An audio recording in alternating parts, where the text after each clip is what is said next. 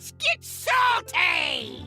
Everyone, Zeddy here again today with a brand new video. And do you ever open up your collection in Hearthstone and realize that there's a bunch of cards in Standard that like, what? They're actually in Standard? What was the point of them? You've like never really seen play, or maybe randomly generate one here or there, but I thought I'd just go over some cards that's kind of baffling that they're in Standard, or the fact that they are there and have actually kind of been forgotten when there was some hype around them. Before we get into that though, I wanted to also congratulate Igzar, who was recently, just yesterday tweeted this, promoted from lead designer of Hearthstone to the game director, taking the reins from leads such as Ben Lee and Ben Brode. So Igzar now no longer the interim game director, he is the full-time one, so congratulations to him. And he told me his first thing that he would love is, if you're not subscribed to my Hearthstone channel, you really should, to celebrate this momentous occasion.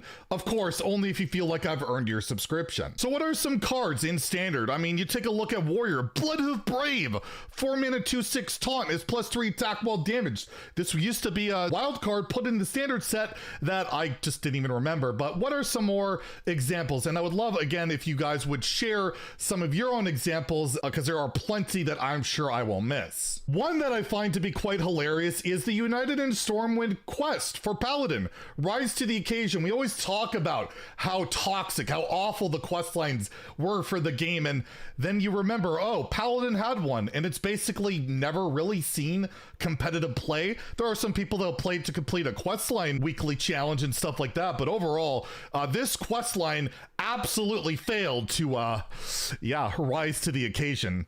I'm gonna see myself out on that one. In the Fractured and Alterac Valley expansion, we saw a bunch of towers introduced to the game, including the Ice Blood Tower, a 10-mana spell for Mage. At the end of your turn, cast another spell from your deck. People know about this card, don't get me wrong. You get it off Rune of the Archmage, but other than that, why does this card exist? Even with Big Spell Mage, currently, it's like a tier 1, tier 2 deck. There is no way you would absolutely want to run this in your deck, because what are you cheating out that's ever worth it? Even a Dragonfire Amulet's gonna leave you with like 2 freaking 2/3s or something, which I've had happen to me because I picked this in Arena or got it randomly. You get a Pyroblast, you're probably gonna nuke your own face. Like, this card is just dreadful, and the fact that you can get it for free randomly off a spell and you're upset about it on average kind of tells you, like, what were they thinking with this card? Why is this even a card, period? Remember this card, Proving Grounds? I believe it was like meta for like a week after it came out, where there's like this big Demon Hunter that people tried out, and well, the big stuff from Demon Hunter is kind of left, and Proving Grounds is just pretty awful. And basically every card in Big Demon Hunter, like Sigil of Reckoning or whatever it's called, the one that summons a demon, all of them, all the big demon support, it's like, why is it in the game if we don't have cool big stuff to get out other than like a Z-Lag or a King Rush or something like that? Next, I have to say almost every single Druid legendary, like almost all of them, exclude like Hero card and the quest, which saw a bit of play. You take a card like Guff, I think it only saw play in like a Drekthar deck for about a minute. Fangel was put in the core set, which I love, but even with all the good choose one cards like Nourish and Guff and all of that, sees like no play. Plaguemaw has seen so little play that even through achievement hunting, I never bothered to craft a golden. Wing Commander Mulverick saw a little bit of play when it was good against Trog and he Lightning Bloom to cheat it out. You do have Lady Anaconda, which is quite spectacular and absolutely good, but like Kolak, this is the only colossal minion I could think of that has seen like no play. It's just dreadful. I even had a Twitter thread with like 100 responses of how we could possibly make this card see play. I think the best suggestion was like, give Kolak Rush, give some of its immunity something to work with, or, you know, just turn the taunt into an 8/8. But yeah, Kolak bad. Hedra is horrendously awful. I played it in achievement decks. It just, the high rolls of it aren't even good. It just gets you trashed on average. It's just so bad. Cenarius is constantly in the core set, constantly sees no play, and Sheldress Moontree. You can play it like Quest Priest in Duels. Other than that, so many absolutely useless and pointless Druid legendaries in Standard. Remember in Forge of the Barons, they made these Caravan cards that seemed underwhelming and bad because it was start of turn effects and there were 2-mana 1/3s, and like, these will never see play, and be like, you're probably underrating them. And no, they're all terrible. Every single one of them. There's 5 of them.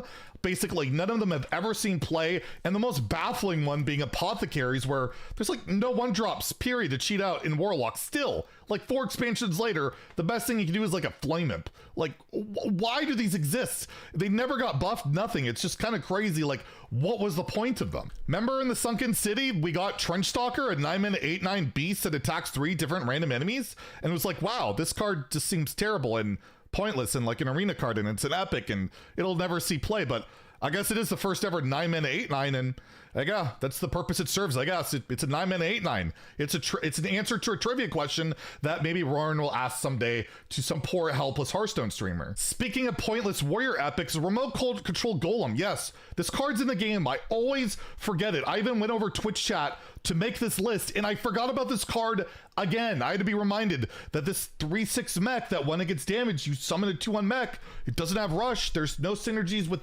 anything going on in warrior. It just makes no sense, and it's still just there, and I still just like, why again does this card exist? And for some reason we got all the League of Explorers in the core set. We got Elise Starseeker, one of like, this card was meta in Hearthstone I think for like 2 expansions in like Control Warrior only for mirrors, because well, this card, you shuffle a map into your deck, you then have to spend 2 mana on that map to shuffle a monkey into your deck, which then you have to draw, play it, and then you get random legendaries, which, wow, random legendaries. And today's Hearthstone, you can generate that for like 1 mana randomly, a class legendary in Rogue, at least in Wild. And yeah, it's like, I guess they wanted the whole theme of the League of Explorers coming back, but have you seen anybody play this card? I mean, you might have, and you probably won because they were playing Elise Starseeker in 2022, and it's like, how is this card in, like, they could have at least buffed it to like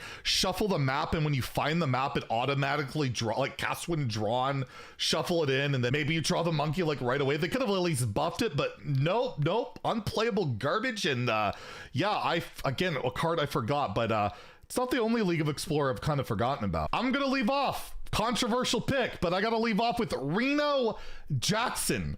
Everybody kind of lost their crap. Like, we got Reno back in standard. It's gonna be awesome. And there has not been one tier 1, not one tier 2, not a tier 3. I don't even think there's been a tier 4 Reno deck in standard yet. Even with a limited size card pool, this card has seen effectively no play, because turns out healing for 30 doesn't matter anymore, because even against the best, like the aggro decks in the game, you drop Reno, they don't run out of cards. It's like a Demon Hunter who never runs out of cards. And you don't have that big payoff card. You don't have a Zephrys. You don't have a Dragon Queen Alexstrasza, Dino Tamer Brand. It's not good enough anymore. And you could play it in like Reno Paladin, that was like the best archetype we've seen.